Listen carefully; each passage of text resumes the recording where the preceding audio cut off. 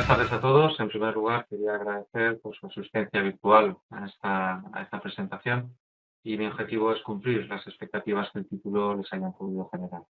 A mí me gustaría agradecer a Carlos Capel y a Lucía Silvestre, que son de Post 55 y del canal empresarial, que por la paciencia que han tenido conmigo, porque soy un poco tosco por esto de las tecnologías, y sobre todo por el soporte tecnológico que me ha permitido poder dar esta conferencia desde mi despacho sin la necesidad de tener que desplazarme a cualquier otro lugar, lo que siempre, sinceramente, es de agradecer.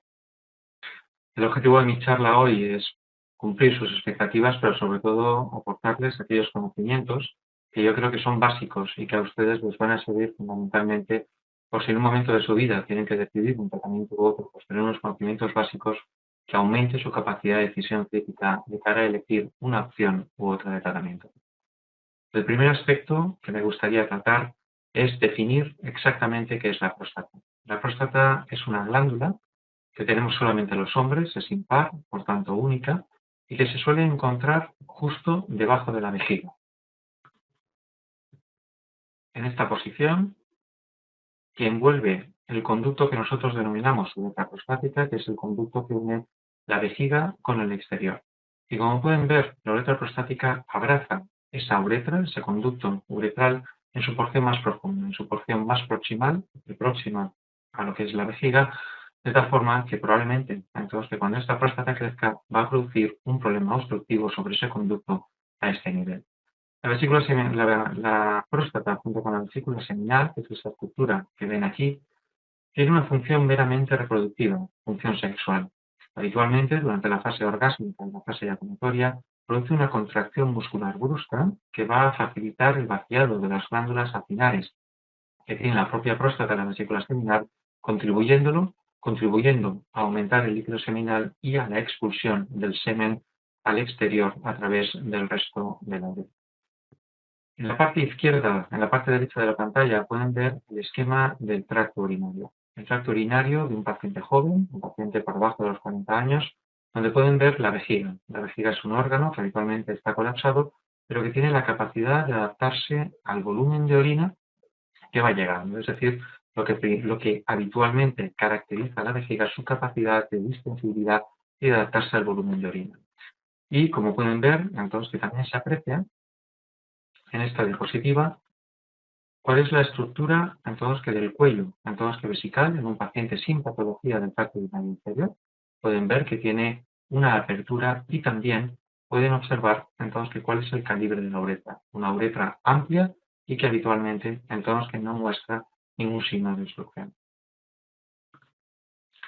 Pero ¿cuáles son las principales enfermedades que pueden asentar en la próstata? Pues en la próstata la enfermedad más frecuente que asienta, que se relaciona directamente con la edad, como luego veremos, es el agrandamiento benigno de la próstata.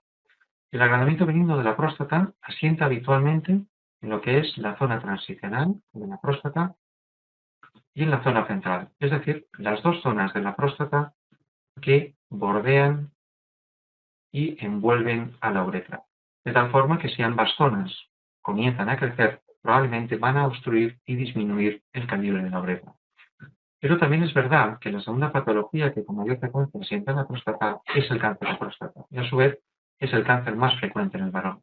Pero el cáncer de próstata, a diferencia de la hiperplasia o el agrandamiento benigno, asienta habitualmente en la zona periférica, de la próstata, de tal forma que en un mismo paciente se pueden dar las dos patologías, la patología benigna y la patología maligna coexistiendo en el tiempo, bien de forma sincrónica o bien de forma sincrónica, pero entonces que es posible que un paciente tenga las dos patologías de forma simultánea. Y la tercera patología que puede asentar en la próstata es la alteración inflamatoria.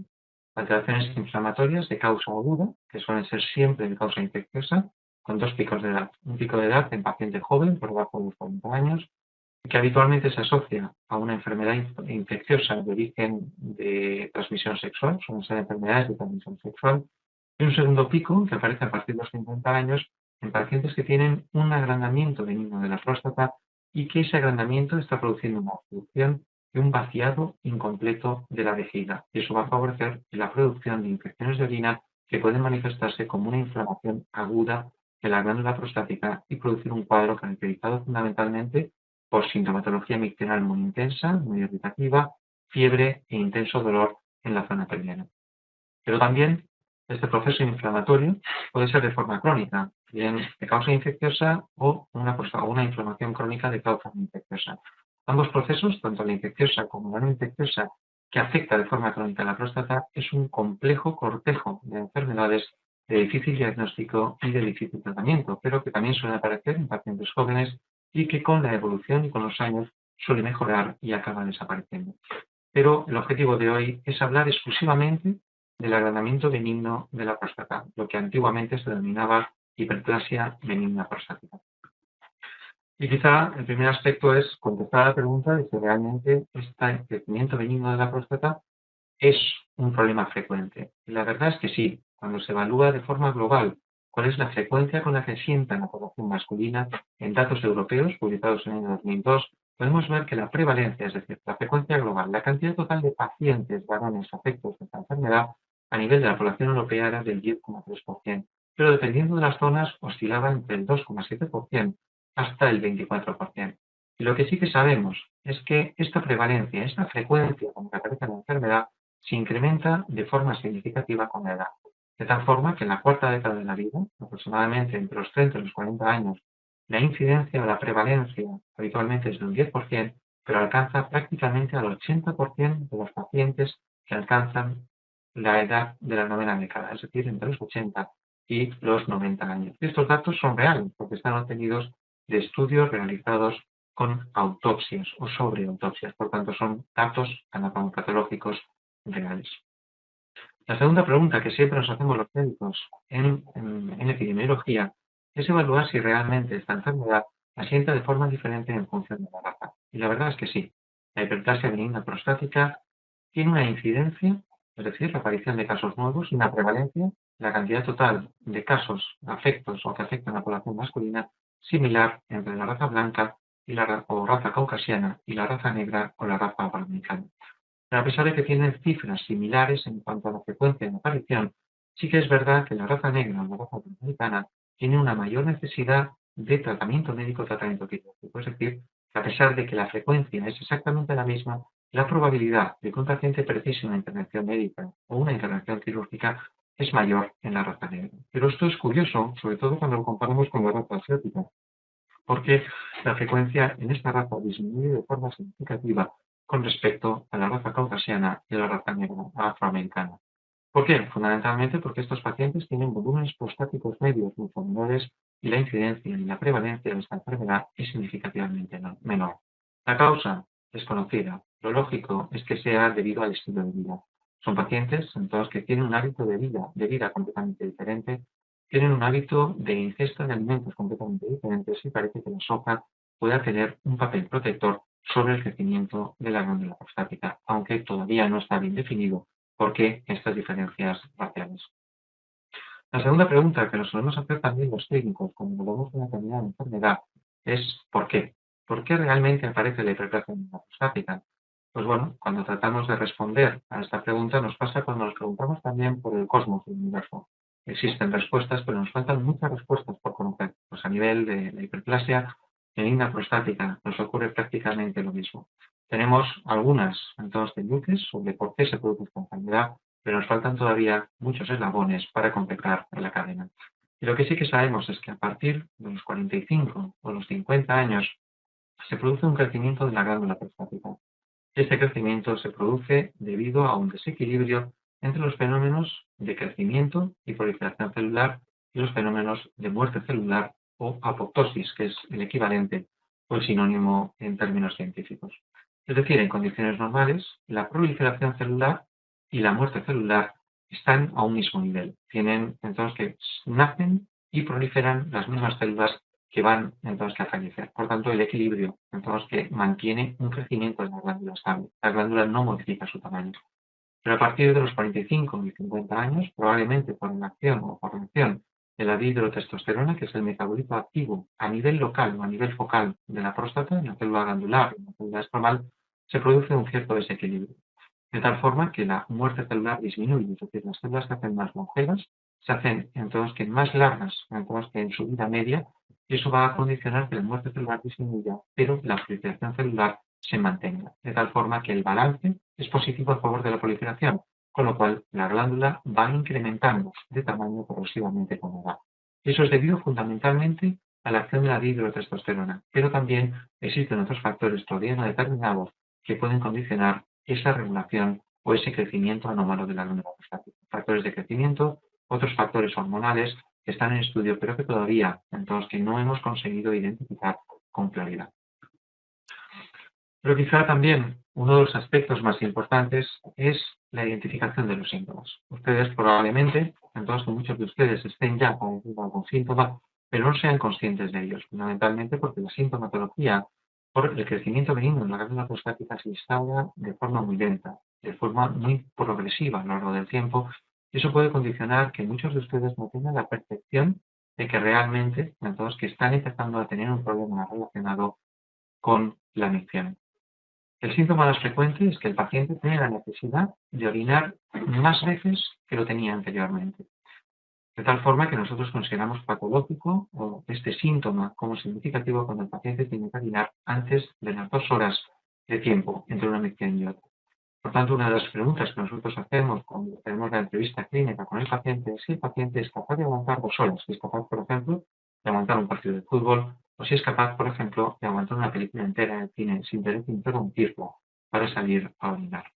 Otro de los síntomas también muy frecuentes es la pérdida de fuerza del chorro. Eso se manifiesta sobre todo con la necesidad de tener que acercarse al urinario para evitar mancharse los zapatos o manchar el suelo del baño. O bien, por ejemplo, entonces que el chorro no solamente sea débil, sino que además sea un chorro entrecortado. Es decir, que usted tenga que orinar entonces que a golpes, a fuerzas. Entonces que hace fuerza, consigue un chorro, se detiene el chorro, hace otra fuerza, entonces que consigue también entonces que orinar. Entonces que lo que nosotros llamamos un chorro entrecortado y un chorro débil. Otro de los síntomas que también se manifiestan en el agrandamiento benigno prostático es la dificultad para orinar. Es la necesidad de tener que hacer fuerza similar a la defecación para conseguir mantener el chorro, para conseguir que el chorro se inicie, junto con una sensación de un vaciado incompleto. El paciente tiene la sensación de que no vacía adecuadamente la vejiga, de que hace una micción ineficaz, dado que tiene la sensación de que parte de la orina que tenía que vaciar se queda en su interior. Y por otra parte, uno de los síntomas que más entonces, interfiere en la calidad de vida es la necesidad de tener que levantarse varias veces al día. Nosotros consideramos lo que conocemos con el nombre técnico de nocturia, la necesidad de orinar más de una vez por la noche.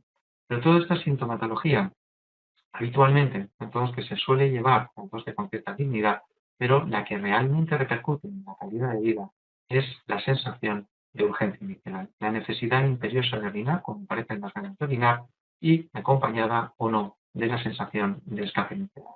Pues bien, esta es la sintomatología fundamental que produce el agrandamiento benigno de la próstata y que nosotros habitualmente solemos evaluar mediante un cuestionario sintomático que nos permite obtener una puntuación objetiva en la valoración basal del paciente y que luego vamos a ir utilizando en la monitorización en función de cuál haya sido nuestra intervención. Bien si hemos realizado una observación para ver la evolución clínica del paciente o bien si hemos realizado un tratamiento médico, un tratamiento quirúrgico, fundamentalmente para ver cuál es el rango de mejoría que sufre el paciente en función del inicio de cuál era la valoración basal de esta puntuación.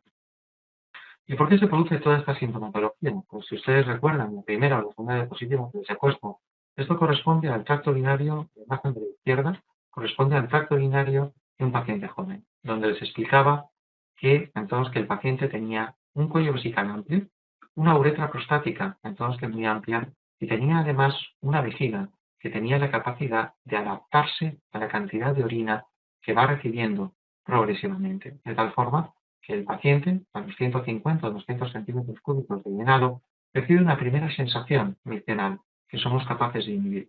Y somos capaces de inhibir porque dejamos de tener la sensación entonces que miccional. Y esa sensación miccional volverá a aparecer cuando hayamos alcanzado los 350 o los 500 centímetros cúbicos de llenado. En ese momento, la sensación miccional ya no desaparece y, dependiendo de nuestro organismo y de las características de nuestro tracto urinario, sabemos que vamos a tener un periodo de tiempo hasta entonces que vayamos a vaciar la vejiga en el lugar adecuado. Pero cuando la próstata aumenta de tamaño con la edad, a partir de los 45 y 50 años, El fenómeno que pueden apreciar es el que ven en la pantalla. La próstata aumenta y lo que va a hacer es disminuir el calibre de la uretra, de tal forma que el chorro ya no va a poder ser tan fuerte como era al principio. También se produce un crecimiento de la glándula prostática hacia el suelo de la vejiga, y eso va a condicionar que el embudo o la salida de la vejiga hacia la uretra va a estar disminuyendo de calibre. Esto es las principales causas que van a producir que el paciente note una pérdida de fuerza en el chorro, que el chorro se le corta o que tenga una gran dificultad para iniciar la micción. Y además también va a tener la sensación de vaciado incompleto, porque cuanto mayor es la obstrucción, mayor dificultad va a tener para vaciar. Pero si esta situación de obstrucción se mantiene habitualmente en el tiempo, lo que va a ocurrir es una serie de cambios fisiopatológicos a nivel de la vejiga.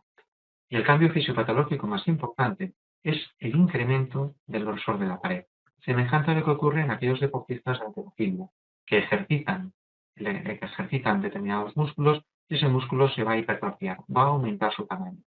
Así como estéticamente a un deportista de halterofilia le repercute beneficiosamente, en el caso de la vejiga la repercusión es todo lo contrario, es perjudicial, fundamentalmente porque el engrosamiento de la pared de la vejiga, del músculo deprusor, lo que va a condicionar es una pérdida en la capacidad de distensión de la vejiga, de tal forma que el paciente le va a obligar a orinar de forma mucho más frecuente porque la vejiga ha perdido capacidad.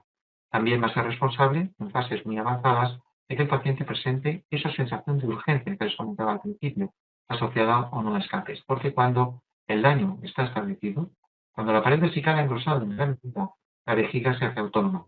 Es decir, el cerebro ya no puede controlar el funcionamiento de la vejiga. Y cuando esta vejiga recibe una determinada cantidad de orina, se contrae de forma involuntaria y entonces se produce esa sensación de necesidad imperiosa de vaciar y de urgencia asociado o no a escapes miccionales que pueden condicionar la necesidad del paciente de tener que usar absorbentes o de tener que vigilar, entonces que cuando sale a la calle, dónde están los baños, entonces que por si nota esa sensación imperiosa para evitar ese escape tan desagradable que puede cohibir en muchas ocasiones las relaciones sociales. Pero esta sintomatología llevada a su extremo máximo, lo que puede condicionar es a la imposibilidad para orinar. Es decir, esa obstrucción llevada a su extremo. Entonces, el máximo lo que va a condicionar es el cuadro que nosotros denominamos retención aguda de orina. El paciente se queda prácticamente sin poder orinar. Y lo que hace es acumular la orina progresivamente en la vejiga, de tal forma que produce un dolor agudo e intenso que obliga al paciente a ir a puertas de urgencia y a colocar una sonda. Este sería el extremo máximo de la obstrucción urinaria. También, entonces, que el vaciado ineficaz de la vejiga, debido a la obstrucción, puede dar lugar a la aparición de infecciones, puede dar lugar a la aparición de la formación de litiasis vesicales, debido a esa orina residual que permanece durante largo tiempo en el cuerpo, dentro de la vejiga, en el cuerpo humano, la aparición de divertículos vesicales, que no es otra cosa que la herniación de la mucosa a través de las fibras musculares hipertrofiadas, la aparición de un sangrado en la orina, condicionado por la congestión venosa que produce el crecimiento prostático, por extremos muy avanzados, con residuos altos y mantenidos en el tiempo, la aparición de una insuficiencia renal con una hiperpresión a nivel renal. Pues bien, la aparición de estas complicaciones, las que ven aquí, la retención, la infección, la litiasis, el divertículo, el sangrado y la insuficiencia renal, son ya una causa directa de cirugía, sin pasar por el tratamiento médico, porque habitualmente lo que nos está indicando es que el paciente ha llegado al extremo de la sintomatología y precisa una solución radical para solucionar su problema.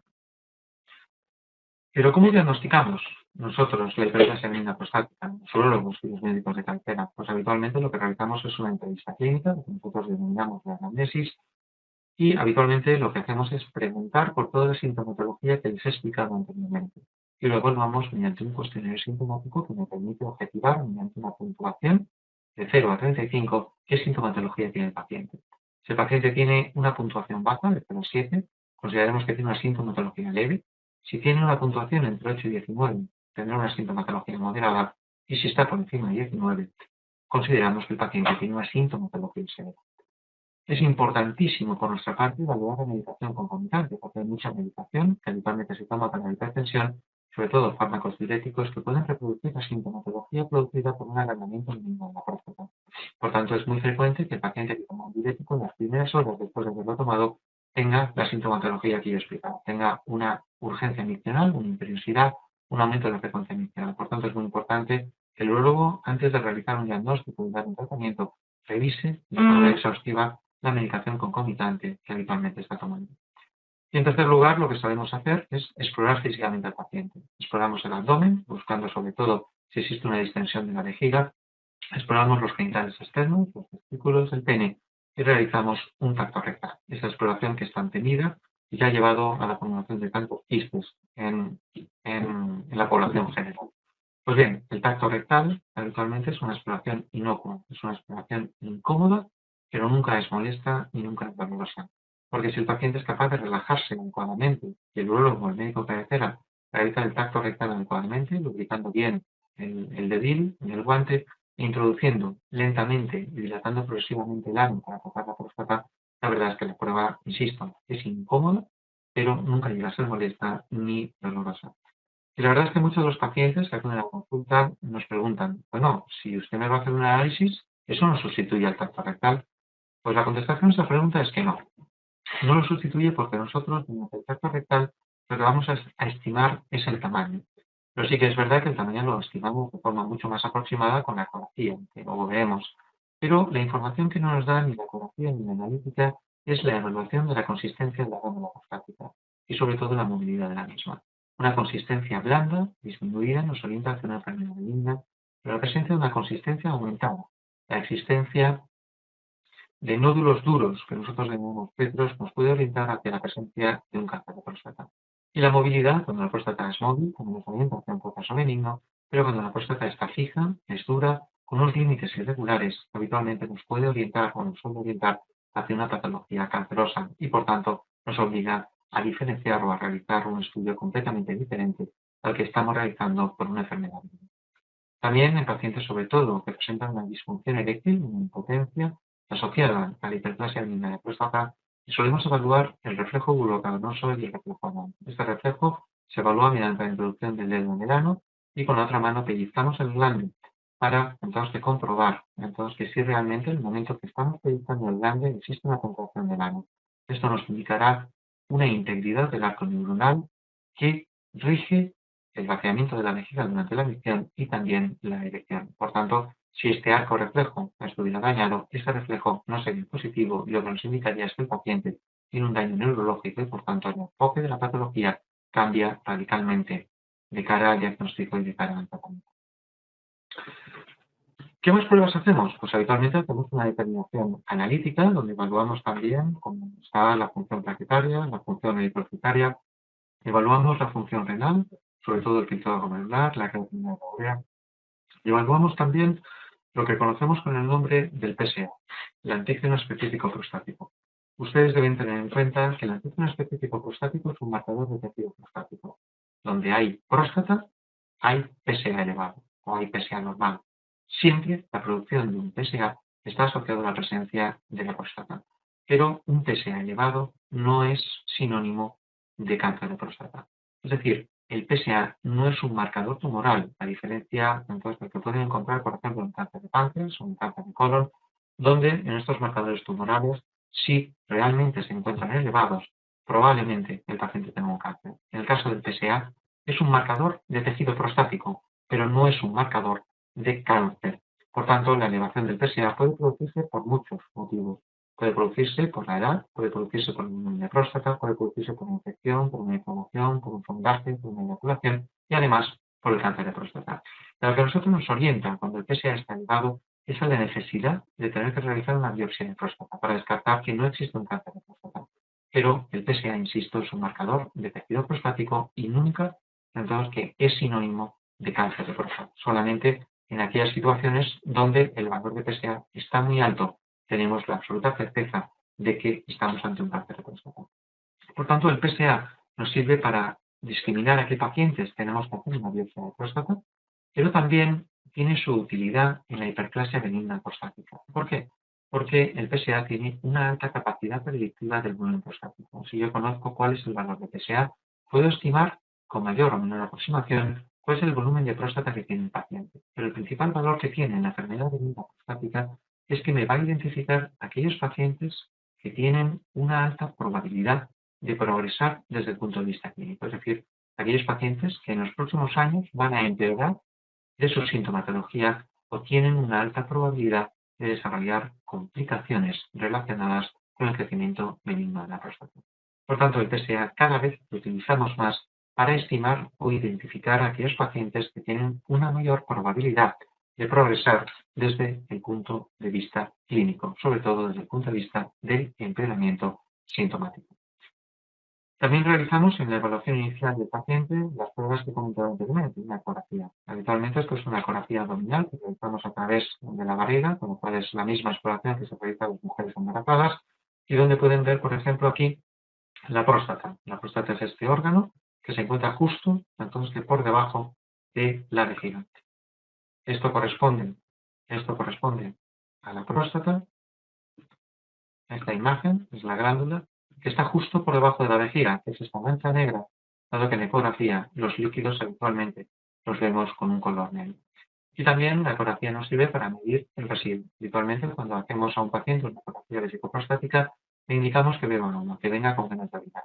Y una vez que hemos medido la próstata, le indicamos que orine y medimos la cantidad de orina que queda en la vejiga, para ver cuál es la efectividad que tiene ese paciente en el vaciado vesical.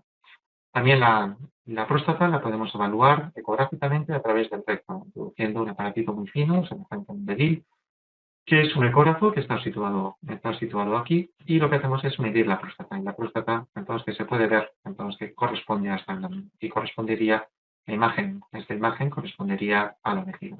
Pues bien, la medición de la próstata a través del recto lo solemos realizar habitualmente cuando vamos a realizar una biopsia prostática, porque entonces sí que precisamos realizar una ecografía rectal. Pero habitualmente, para el diagnóstico habitual de un paciente con sintomatología urinaria, solemos realizar la ecografía abdominal, en la cual es una prueba completamente inocua. Y la última prueba con la que solemos valorar a estos pacientes es la flujometría. La flujometría es una prueba donde hacemos orinar al paciente en un váter especial que va a medir la fuerza que tiene el chorro.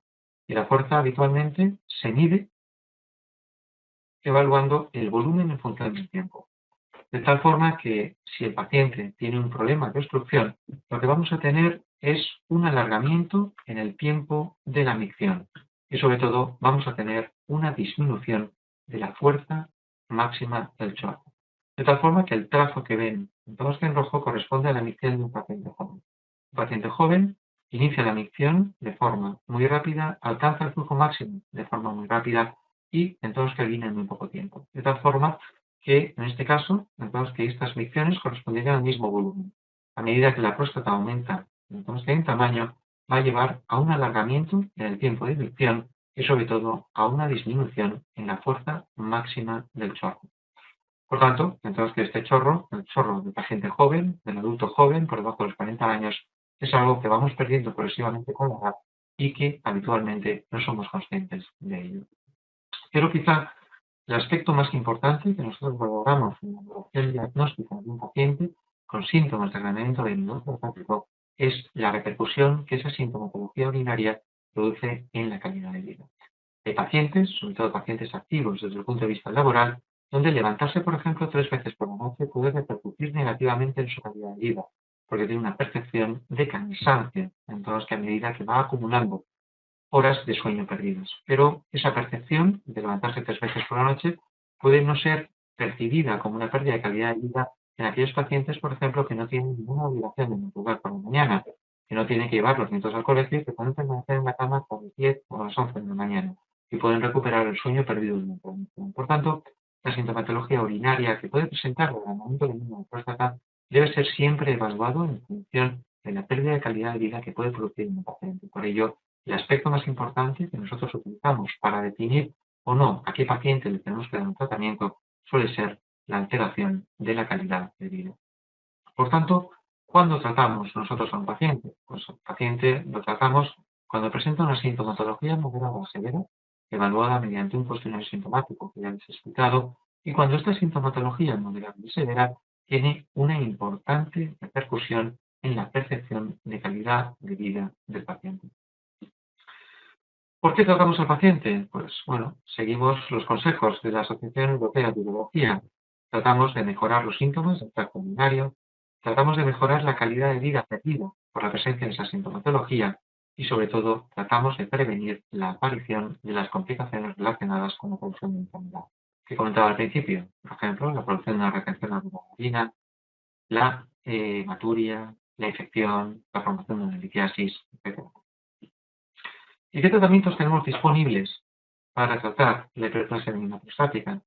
Pues bueno, habitualmente tenemos tres tipos de tratamiento diferentes. Tenemos la posibilidad de realizar una observación y control anual en aquellos pacientes con poca sintomatología y sin repercusión en la calidad de vida.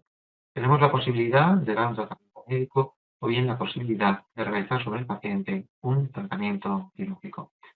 ¿Y a qué pacientes vamos a realizar una observación con un control anual? Pues a aquellos pacientes que realmente los síntomas urinarios no le incomodan en su vida habitual, no le repercuten en su calidad de vida y por tanto no lo perciben como un verdadero problema o como un problema que incomoda sus actividades cotidianas o laborales. Por tanto, nuestros pacientes van a ser candidatos a que nosotros realicemos una observación y un control anual. Pero lo que sí que vamos a realizar en estos pacientes son medidas de educación sanitaria. Vamos a darle consejos para el autocuidado, para que el paciente genere autoconfianza en la forma que tiene de orinar. Vamos a monitorizar su seguimiento y sobre todo vamos a interferir en sus estilos de vida. Sobre todo a la hora de identificar entonces posibles actitudes que puedan repercutir negativamente en la sintomatología urinaria. Por ejemplo, no vamos a recomendar al paciente que beba menos líquido, pero sí le vamos a recomendar que lo distribuya de forma horaria completamente diferente. Por ejemplo, nosotros habitualmente como urólogos y para prevenir las infecciones, la formación de litiasis, recomendamos la ingesta de líquidos por lo menos en una cantidad mínima de 1,5 a 2 litros. Y lo que vamos a hacer en el paciente que presenta sintomatología miccional es distribuirla de forma horaria completamente diferente. Vamos a recomendar que el paciente beba la misma cantidad de líquido, pero hasta las 6 de la tarde. Y a partir de las 6 de la tarde beba un vaso de agua con cena. Así conseguiremos reducir la cantidad de orina que va a producir durante el periodo nocturno y reducirá también el número de veces que va a tener que levantarse a orinar. Vamos a limitar en aquellos pacientes que son consumidores del café o de cualquier otra sustancia irritante y diurética, como puede ser el café o el té. Vamos a reducir de forma significativa su ingesta y también vamos a limitar aquellas bebidas alcohólicas o no alcohólicas, como puede ser la cerveza, que faciliten entonces la diuresis. Por tanto, muchas veces interfiriendo solamente en lo que son el estilo de vida del paciente, podemos mejorar mucho su sintomatología. También vamos a insistir en la instrucción del paciente acerca de su autocuidado. Vamos a enseñar al paciente a orinar, porque la micción es algo que todos realizamos muy mal, porque es algo que nos interfiere en la actividad que estamos realizando en un momento determinado y solemos realizar de forma rápida y sin relajar adecuadamente el suelo pélvico. Por tanto, cuando vayamos a orinar, tenemos que mentalizarnos y debemos tomarnos el tiempo necesario que nos lleve a la relajación del suelo pélvico y que nos garantice un adecuado vacío de la vejiga. Por ello, en estos pacientes vamos a instarles a que se sienten, que relajen el suelo pélvico y que hagan una técnica de doble vaciado, que cuando hayan terminado de orinar, vuelvan a intentar orinar realizando maniobras de pasado, es decir, apretando o haciendo fuerza para orinar o defecar, para asegurarnos que el paciente es capaz de vaciar de forma completa la vejiga. También en aquellos pacientes que presentan un bloqueo miccional terminal importante y que les lleva a manchar la ropa interior o el propio pantalón, lo que solemos recomendar es que cuando el paciente acabe de orinar se realice un stripping uretral, que es simplemente una compresión desde la base del pene hasta la punta del pene y que facilite la expresión de la uretra peneana, exprimiendo o eliminando, extrayendo al exterior todas aquellas gotas de orina o chorritos que pudieran quedar en el conducto y que posteriormente con el movimiento van a condicionar esas manchas tan desagradables o indeseables para cualquier paciente. También en aquellos pacientes que presentan una urgencia miccional, presentan una imperiosidad miccional, vamos a enseñarle las técnicas de distracción, que es la capacidad de concentrarse en alguna actividad que le permita inhibir esa sensación miccional. Y si eso no es posible, lo que vamos a tratar es de reeducar físicamente.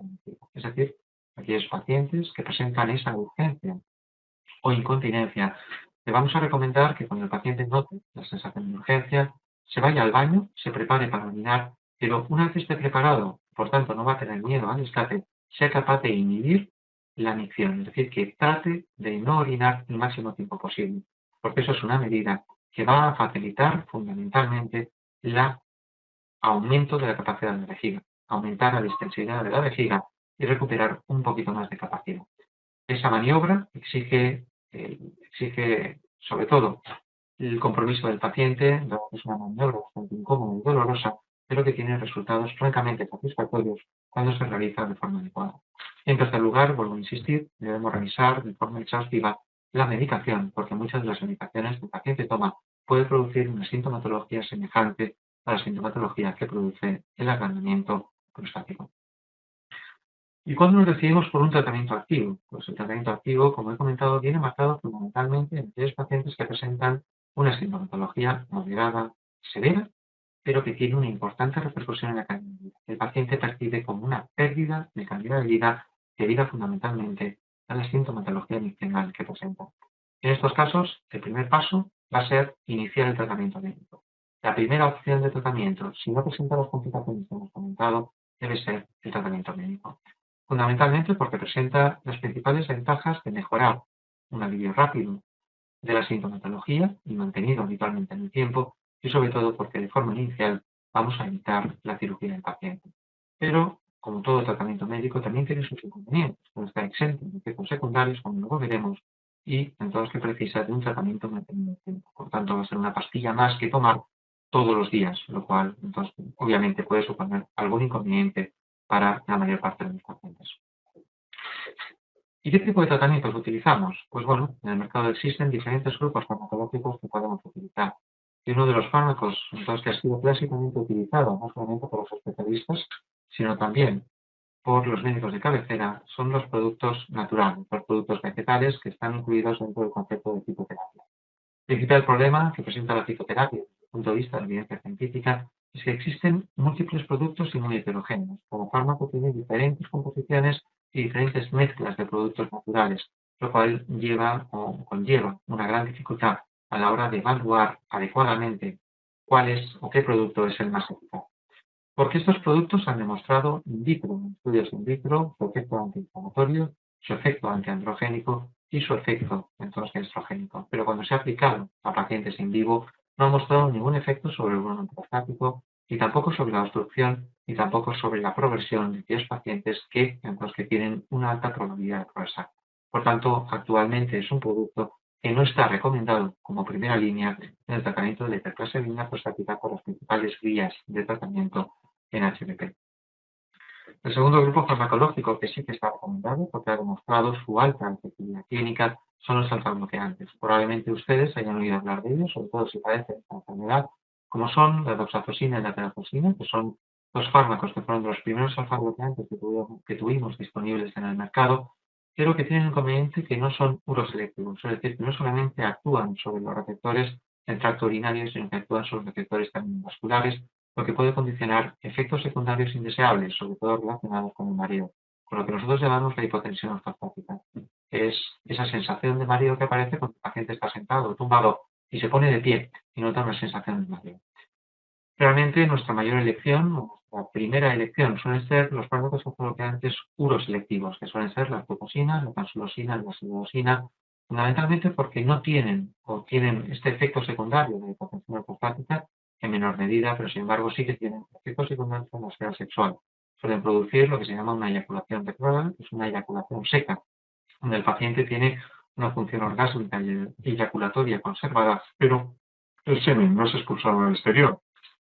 Se vuelca sobre aquella zona del tracto urinario que menor presión tiene, que suele ser la vejiga, y posteriormente el semen se elimina de forma secundaria con la micción. La verdad es que es un efecto secundario que no tiene ninguna trascendencia desde el punto de vista clínico, porque suelen ser edades en las que el paciente no suele buscar la descendencia, no está buscando un embarazo y por tanto, entonces simplemente la sensación de tener un orgasmo seco o una eyaculación seca, pero que realmente no supone ningún problema clínico, ningún problema en el placer o el disfrute sexual.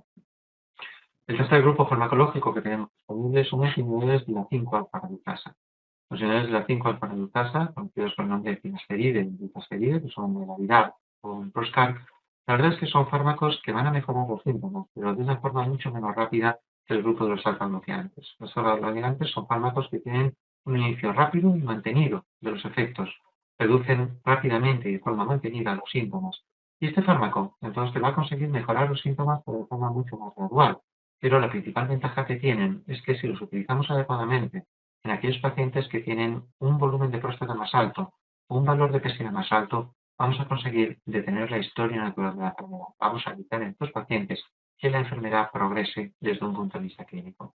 Y si realmente somos capaces de seleccionar adecuadamente los pacientes y combinamos el alfa bloqueante con el omega 5 alfa reductasa, probablemente vamos a mejorar los síntomas de forma rápida y vamos a evitar la progresión de los síntomas en la mayor parte de los pacientes a los que vamos a utilizar, siempre y cuando seamos capaces de utilizar bien el algoritmo diagnóstico, es decir, de seleccionar bien aquellos pacientes que tienen un bajo riesgo de progresión, pero que tienen síntomas, donde utilizaremos el alfa bloqueante, en aquellos pacientes que tienen síntomas y encima tienen la probabilidad de progresar rápidamente de sus síntomas. En estos pacientes, el tratamiento ideal sería la combinación del finasteride o dutasteride con los alfa bloqueantes. Y como último tratamiento, la cosa que me gustaría comentar es el tratamiento más novedoso, que ha sido el Cialis, es el Tadalafilo, que es un fármaco que hemos utilizado en los últimos años para el tratamiento de la disfunción eréctil. Pero que en estudios recientes y estudios que han seguido, que han tenido un seguimiento superior a 12 meses, han demostrado que también son efectivos a dosis bajas y con una dosis todos los días en la mejora de la sintomatología urinaria. Por tanto, es un fármaco que viene empujando fuerte, sobre todo para el tratamiento de aquellos pacientes que padecen síntomas urinarios y que además, en todos que se combina con la impotencia. La utilización de una dosis baja todos los días ha notado, en todos que ha demostrado que mejora los síntomas urinarios y también va a mejorar en gran medida la función eréctil o la impotencia que pueda padecer el paciente. Pero podemos encontrarnos con la situación de que el paciente no responda adecuadamente al tratamiento médico. Entonces, en estos casos tenemos que recurrir al tratamiento quirúrgico. Y el tratamiento quirúrgico tenemos diferentes opciones. Tenemos las opciones clásicas que ven en la parte superior de la pantalla, la cirugía abierta, mediante una pequeña incisión en la piel. Lo que hacemos es disecar los tejidos y disecar digitalmente el adenoma prostático, como pueden ver aquí. Entonces, lo que hacemos es introducir el dedo y entonces que disecamos la zona de la próstata que obstruye la salida de la orina, entonces que sacándolo hacia el exterior y luego reconstruimos la pared vesical. O podemos recurrir al tratamiento endoscópico, que es el tratamiento que realizamos a través de la uretra. ¿Qué nos lleva a realizar un tratamiento u otro? Pues fundamentalmente el volumen prostático. En volúmenes prostáticos altos es mucho más efectivo utilizar la cirugía abierta y en volúmenes prostáticos por debajo de los 200 centímetros cúbicos es significativamente mejor utilizar el tratamiento endoscópico. Pero en los últimos años han empezado a aparecer tratamientos de última generación. Y yo me voy a centrar sobre todo en hablarles del láser de última generación, el láser XPS 180, que es un láser en el que yo tengo amplia experiencia, lo que he pasado por los tres láseres que han llevado que la historia del láser verde, el láser de 80 vatios, el de 120 y el de 180, en el que tengo una amplia experiencia y les voy a comentar cuáles son las principales ventajas. Pero también existen otro tipo de láseres en el mercado, láseres que van a permitir la enucleación endoscópica de la adenoma de próstata, es entonces que prácticamente el mismo efecto que produce la disección digital en la cirugía abierta, pero a través de la uretra, o el láser, entonces que el láser Repolix, el láser de Tulio, que puede permitir entonces que realizar una vaporización o una enucleación. Pero ¿cuándo utilizamos la cirugía abierta? Pues como he comentado, la cirugía abierta queda restringida a aquellos pacientes con un volumen de próstata habitualmente por encima de 80 o por encima de 100 centímetros cúbicos o 110, donde lo que habitualmente, utilizando el bisturí, realizamos una incisión en la piel y accedemos a la próstata o bien a través de la vejiga o bien a través de la propia cápsula prostática. Y lo que vamos a hacer es enuclear entonces la próstata y extraerla entonces por la herida abierta. Esta cirugía tiene resultados muy buenos, pero tiene un inconveniente de tener que llevar una cirugía abierta con una alta hospitalización o varios días, hospitalizador con necesidad de llevar la sonda durante varios días y sobre todo es una cirugía que tiene un alto riesgo del sangrado. El tratamiento endoscópico, la resección transuretral con corriente monopolar o corriente bipolar, se realiza a través de la uretra mediante la introducción de este dispositivo, que es un resector que introducimos hasta la vejiga y que luego lo que vamos a hacer es ir resecando, entonces que progresivamente la próstata utilizando esta especie de asa, entonces que transmite la corriente eléctrica, lo que nos va a permitir es ir raspando progresivamente el tejido que obstruye la salida entonces de la orina. De tal forma que lo que vamos a conseguir es dejar un cuello vesical amplio que prácticamente simulan que tenía el paciente adulto joven, entonces, y sobre todo una celda prostática, entonces que muy amplia, para que el paciente orine sin ninguna dificultad. Pero entonces que la otra opción, la opción de la última tecnología que tenemos disponible, es la utilización del láser X-Phase de 180 vatios, que es denominado entonces que el láser verde, y que entonces que da este color fundamentalmente por la longitud de onda que utiliza, entonces que en su aplicación. Y entonces el láser verde, entonces que la principal ventaja, sobre todo su dispositivo de última generación, es que permite vaporizar entonces que en el mismo tiempo mucho más rápido. Este es el láser de 120, que es el modelo inmediatamente anterior, donde conseguía vaporizar entonces que un tejido nada despreciable, pero es el láser de 180 en el mismo tiempo, entonces que consigue vaporizar 2 veces entonces que el volumen que vaporizaba el láser, entonces que de 120, la versión anterior de este dispositivo. Y fundamentalmente lo consigue debido al desarrollo de la fibra de última generación. Una fibra, entonces, que permite mantener su rentabilidad en la fabricación durante todo el proceso quirúrgico debido a un proceso de enfriamiento. Entonces, que dispone de un canal donde, entonces, que va entrando el suelo fisiológico en su interior y mantiene, entonces, que la punta de la fibra, entonces, que a una temperatura adecuada, evitando su sobrecalentamiento y, por tanto, evitando su deterioro. De tal forma que esta es la imagen que habitualmente deja el láser verde durante el procedimiento, y esto es cómo queda el tejido, donde pueden apreciar que prácticamente no existe sangrado. Por tanto, entonces, ¿cuáles son las ventajas que aporta el láser de última generación para el tratamiento de hiperplasia prostática? Pues fundamentalmente, entonces, que si recurrimos a una técnica endoscópica convencional, como puede ser la red monopolar o bipolar, suele entonces caracterizarse porque precisa entonces que de mayor tiempo de hospitalización. El paciente suele permanecer en hospital entre 2 y 3 días en función de la evolución, precisa un mayor tiempo de sonda, 2 o 3 días, el tiempo que dura la hospitalización, precisa un mayor tiempo de recuperación, porque habitualmente es una técnica que tienden entonces a sangrar, por tanto la recuperación del paciente va a ser algo más costosa. También precisa en aproximadamente entre el 5 y el 10% de los pacientes la necesidad de una transfusión por el sangrado que puede entonces producir esta técnica, y habitualmente está asociada a una mayor tasa de complicaciones. Sin embargo, el láser verde de última generación ha demostrado que puede ser, entonces que puede realizarse de forma ambulatoria, sin necesidad de que el paciente ingrese. Actualmente nosotros ingresamos al paciente por la mañana, lo operamos a las 2 de la mañana y a última hora de la tarde el paciente se va a su casa. Reducimos también el tiempo de sonda, que no suele superar entonces de las 12 horas.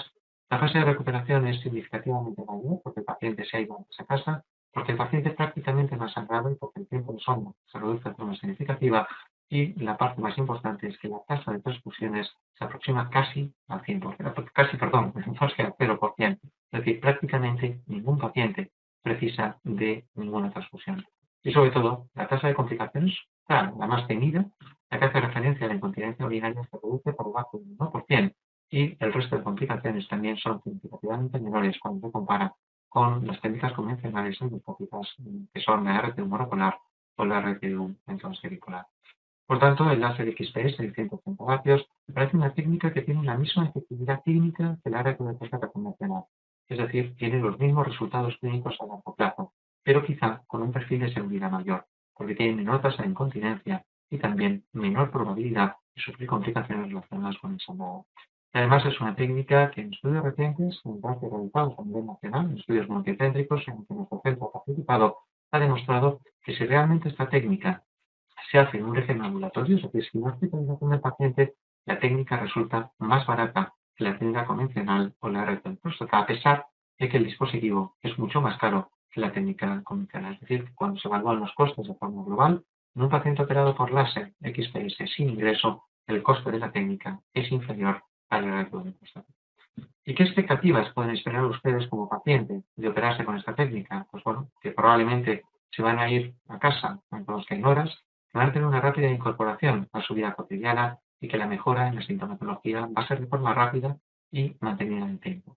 Y la única precaución que deben tener es evitar actividades enérgicas o actividades que les lleven sobre todo a coger peso y que puedan suponer un esfuerzo físico que repercuta en la próstata recién operada y que puede consumir. Porque habitualmente esta técnica el paciente tiene la sensación de no haber sido operado y eso puede condicionar, entonces, en muchas ocasiones, que el paciente se reincorpore demasiado rápido a su actividad y eso condiciona la aparición de complicaciones como, por ejemplo, de incontinencia, que no debería haber aparecido si el paciente hubiera guardado el reposo adecuado, o, por ejemplo, entonces, que realice esfuerzos que puedan suponer un sangrado secundario al esfuerzo realizado. Y la pregunta si usted, entonces, que como paciente puede recibir este tratamiento, pues, por supuesto. Entonces, que si no responde al tratamiento médico, si busca una solución definitiva y sobre todo si busca un alivio rápido manteniendo los síntomas. Pero estaría especialmente indicado en aquellos pacientes que tienen un alto riesgo de sangrado, que son aquellos pacientes que reciben una medicación anticoagulante o una medicación antiangelante, y sobre todo en aquellos pacientes que tienen un factor cardiovascular de entonces que empeoramiento o entonces de complicaciones quirúrgicas relacionadas con su propia enfermedad. Por tanto, entonces que el tratamiento médico y quirúrgico, entonces que les va a ayudar, entonces que a mejorar la fuerza del chorro, pero la verdad es que a pesar de que los tratamientos que tenemos son buenos, no son milagrosos y no les va a devolver el chorro que tenían ustedes cuando tenían 2 o 3 años. Pero lo que sí que les puedo garantizar es que el tratamiento adecuado de la hiperplasia benigna prostática lo que les va a permitir es mejorar la sintomatología y sobre todo, entonces que mejorar la percepción de calidad de vida que pueden haber perdido por el sufrimiento de esta sintomatología y del crecimiento glandular prostático. Muchas gracias por su atención y quedo a su disposición por si tienen alguna duda o quieren que realice alguna aclaración sobre la información que les he transmitido. Muchas gracias por su atención. Doctor, muchísimas gracias a usted por el tiempo que nos ha dedicado y la verdad lo bien explicado que ha quedado, porque hemos ido de menos a más viendo pues todas las distintas posibilidades que se daban, consecuencias, tratamientos. Bueno, el chat ha estado bastante movidito durante la presentación. Se ve que iban surgiendo bastantes dudas al respecto de la misma. A mí me surge una en particular, es decir, yo y como tengo la varita de mando, pues voy a hacer la primera pregunta con el permiso de todos nuestros usuarios.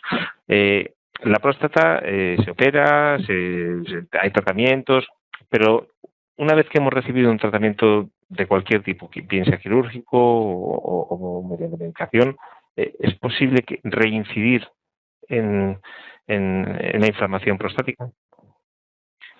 Se suele dar el problema de tener que volvernos a operar o que vuelva a surgir el problema. Es poco frecuente.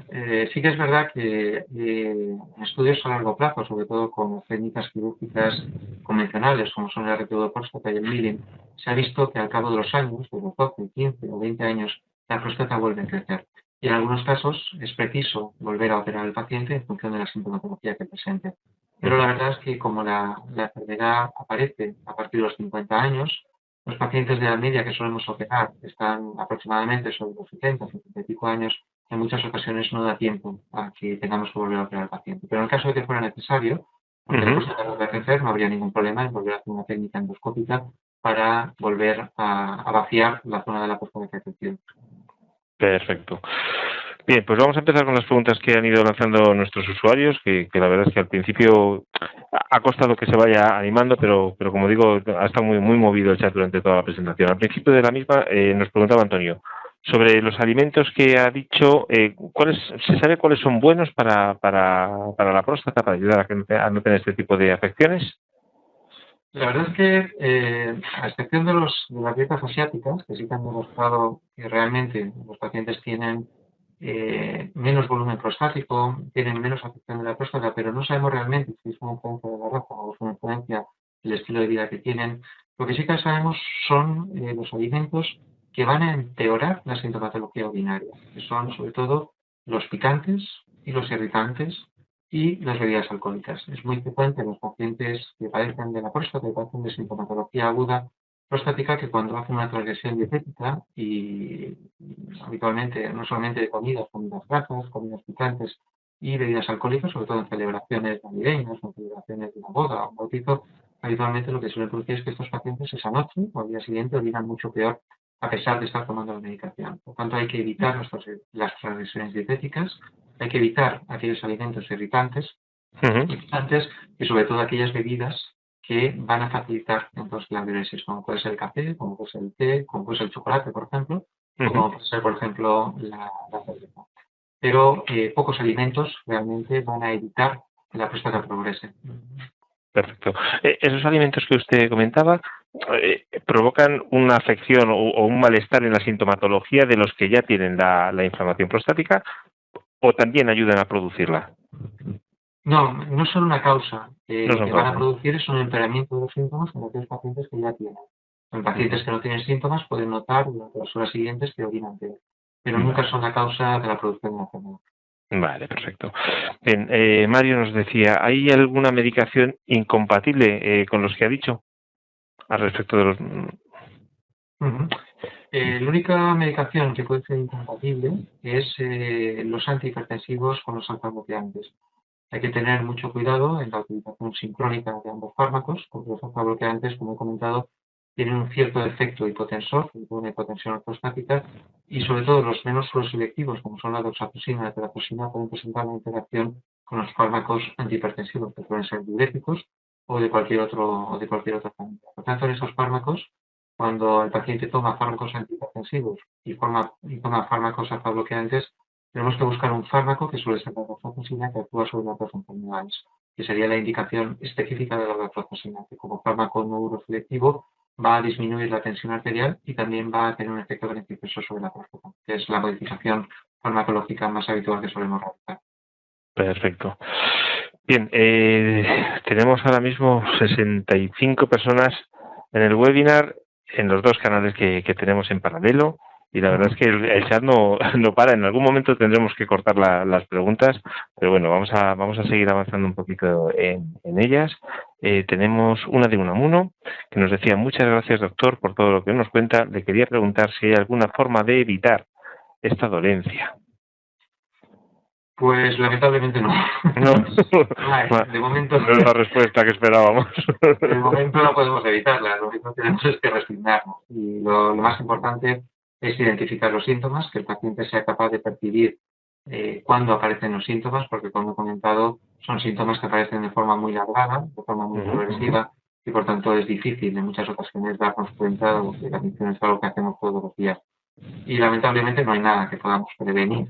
Y de hecho, durante los últimos años se ha hablado mucho de la utilización de fármacos de forma preventiva, pero no se ha aprobado ningún fármaco con esta indicación. Por tanto, pues nada, tenemos que esperar, cruzar los dedos para no desarrollarla, y si la desarrollamos, que sea confirmada como científica. Perfecto. Bueno, yo creo que por irse acortando un poco el tiempo que tenemos, para no distanciarnos mucho, vamos a ir con las, si le parece bien, tres últimas preguntas. Perfecto. Pues adelante con ellas.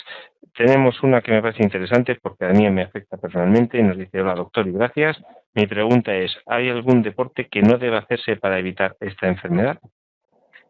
No hay ningún deporte que incremente la probabilidad de desarrollar los síntomas o el aumento del prostático. Se ha hablado mucho si el ciclismo podía perjudicar a la próstata, pero la verdad es que no. El ciclismo puede, en pacientes que hagan mucho, sobre todo un gran número de kilómetros a lo largo de los días, puede repercutir más en la función sexual, en la erección, en la impotencia, que en la propia próstata. Entonces, no hay ningún deporte a priori que haya que limitar para evitar el crecimiento o el empeoramiento de esta sintomatología o de esta enfermedad. Sí que es verdad que el ciclismo, entonces que por el traumatismo que produce el sillín sobre un canal o un punto, entonces que en algunos pacientes se ha relacionado con el desarrollo de la impotencia, pero tampoco está completamente aclarado o completamente relacionado. Mi pregunta, o sea, yo tenía interés por la parte de ciclismo, que a mí me gusta mucho, y siempre me dicen que es peligroso. Es verdad que algunos yo creo que hay un poco de información contrapuesta al respecto de ciclismo, porque sí es verdad que en algunos casos dicen que sí es perjudicial, otros que no. Bueno, es un poco lo que usted dice, quizá falta el estudio definitivo que contraste eso, ¿verdad?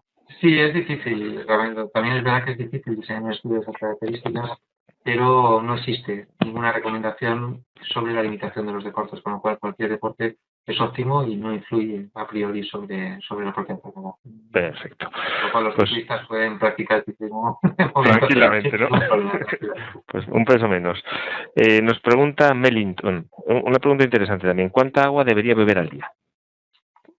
Sí, nosotros los urólogos recomendamos el beber entre 1,5 y 2 litros de líquido al día, que es la cantidad que nosotros recomendamos. Esa es la cantidad mínima para evitar complicaciones urológicas, evitar la formación de piedras, evitar infecciones de orina, y es lo que todos deberíamos beber a lo largo de los días. Sí que es verdad que a medida que avanzamos en edad, los requerimientos hídricos disminuyen, la necesidad de beber agua van disminuyendo en el cuerpo y por tanto cada vez es más difícil beber agua. Pero si realmente tomamos el hábito de beber 2 litros de agua todos los días, al cabo del mes o el mes y medio el cuerpo nos lo va a solicitar, con lo cual el esfuerzo que nos supone beber agua se va a reducir de forma significativa. Por tanto, mi recomendación es que la ingesta de líquido nunca disminuya por debajo de los 2 litros. En verano, si se vive en climas templados o húmedos, como por ejemplo en nuestra zona, la región de Valencia, la recomendación es incrementar en 1 litro más la cantidad de líquido de agua. Muy bien, vamos con la última pregunta. Nos lo hace José Eugenio. Una vez intervenido, es parecida a la que yo le hice al principio, pero como mete el término de láser, la voy a lanzar. Una vez intervenido con láser verde, ¿es definitivo o a la larga hay que volver a intervenir? No sé si afecta el tipo de intervención a la repetición de la operación. En principio, no, la intervención por láser es una intervención prácticamente similar a la técnica convencional endoscópica y el procedimiento es el mismo. Lo que se hace es vaporizar el tejido en lugar de resecarlo. Pero la probabilidad de ser operado no cambia con respecto al reto de próstata. Es decir, la tasa de reintervenciones es prácticamente similar al reto de próstata. Lo que pasa es que sí que es verdad que, así como en las técnicas convencionales existen estudios a muy largo seguimiento, a 20 o 25 años, el láser verde es una técnica más joven, los seguimientos que no suelen superar los 15 años. Y por tanto ese dato a largo plazo todavía no, entonces que se puede contrastar. Pero a corto plazo o medio plazo, en torno a 10 años de seguimiento, la tasa de reintervención es prácticamente similar a las técnicas convencionales. Las principales ventajas que aporta el láser, sobre todo, es lo que he comentado, la reducción del riesgo de hemorragia durante la cirugía, el tiempo corto de hospitalización y el tiempo de sondaje muy reducido con respecto a las técnicas convencionales. Ahora mismo la decisión de operarnos de una forma o de otra es más una cuestión casi económica que de otro tipo. ¿O el láser verde está incluido en seguridad social y demás sociedades médicas? El láser verde está incluido en la seguridad social. No todos los hospitales lo tienen disponible, pero sí que hay varios hospitales, entre los que está el nuestro, que tiene el láser verde en la cartera de servicios. El láser verde en la seguridad social es verdad que incrementa el coste, siempre y cuando no se utilice de forma ambulatoria, pero nosotros lo utilizamos fundamentalmente para pacientes de alto riesgo cardiovascular y pacientes que tienen un alto riesgo de sangrado, que son anticoagulantes, los que toman anticoagulantes y antiagregantes. Pero puede aplicarse a cualquier tipo de paciente. Yo espero que, bueno, con la llegada de una mejora de la situación económica a nivel nacional, probablemente este abanico de posibilidades o de indicaciones a nivel de la seguridad pública se amplíe y podamos utilizarlo de forma indistinta en todo paciente, porque las ventajas que aporta son significativas con respecto a la técnica convencional. Bueno, lo mejor sería no tener que utilizarlo para nosotros, quizás no tanto para ustedes. Estoy completamente de acuerdo. Lo mejor es no tener que utilizarlo. No tener que utilizarlo.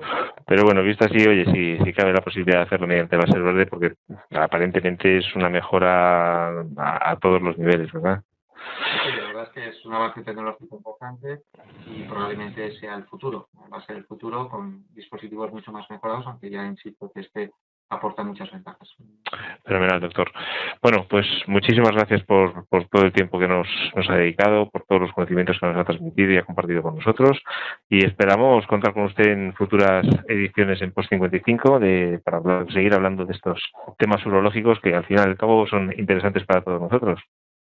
Bueno, estaré encantado, les agradezco enormemente todo el apoyo tecnológico que me han brindado para poder dar esta conferencia desde mi despacho, que siempre se agradece, como he comentado al principio, y ha sido un placer. Estoy abierto a cualquier tema que quieran o que quieran invitarme, estaré encantado de volver a participar porque es una experiencia muy gratificante para mí. Muchas gracias. Me alegro mucho. Muchas gracias, doctor. Hasta la próxima. Y muchas gracias a todos nuestros usuarios una vez más por estar con nosotros. Contamos con ustedes en futuras ediciones de webinars de Post 55. Hasta la próxima. Chao. Hasta luego, doctor. Hasta luego. Chao.